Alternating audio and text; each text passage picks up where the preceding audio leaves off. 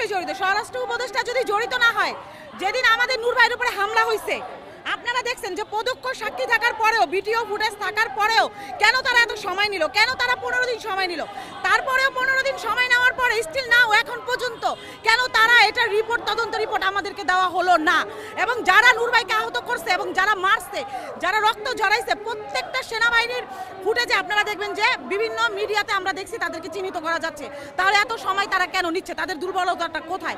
এবং জাপাকে তারা শেল্টার দিয়ে, জাপাকে তারা ওখানে শেল্টার দিয়ে তাদেরকে রক্ষা করতেছে, আর আমাদের এখানে আমাদের নূর ভাইকে মারতেছে, মাইরে ফেলার পরিকল্পনা করছে। এই গণঅভ্যুত্থানের অন্যতম মহানায়ক ডাকসুর সাবেক বিপি নুরুল হক নূরকে মেরে ফেলার জন্য ষড়যন্ত্র করে ওই দিনে হামলা চালানো হয়েছে।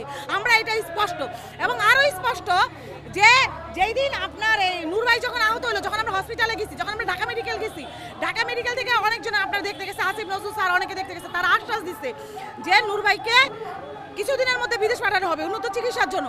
এবং তাদের পরিবারের সকলের সাথে যোগাযোগ করেছে, ডক্টর ইউনুস তাদেরকে বলছে, একটা আশ্বাস দিচ্ছে যে আমাদের নূর ভাইকে বিদেশে চিকিৎসার জন্য নিবে, কিন্তু এই পর্যন্ত তাদের কোনো পদক্ষেপ নাই। তাহলে কি আমরা ভাইবা নিতে পারি না যেগুলো সব তাদের ইন্ধন এবং তাদের ষড়যন্ত্র, এবং তাদের ষড়যন্ত্রের শিকার আমাদের নূর ভাই হয়েছে? এই বিষয়ে আমরা এখন আপাতত কোনো মামলায় যাইনি, যেটা হয়তো উপরের হাই অথরিটি যারা আছেন, যারা কেন্দ্রীয় কমিটি আছে, তারা সিদ্ধান্ত নিবে বিবেচনা করে সময় অনুযায়ী।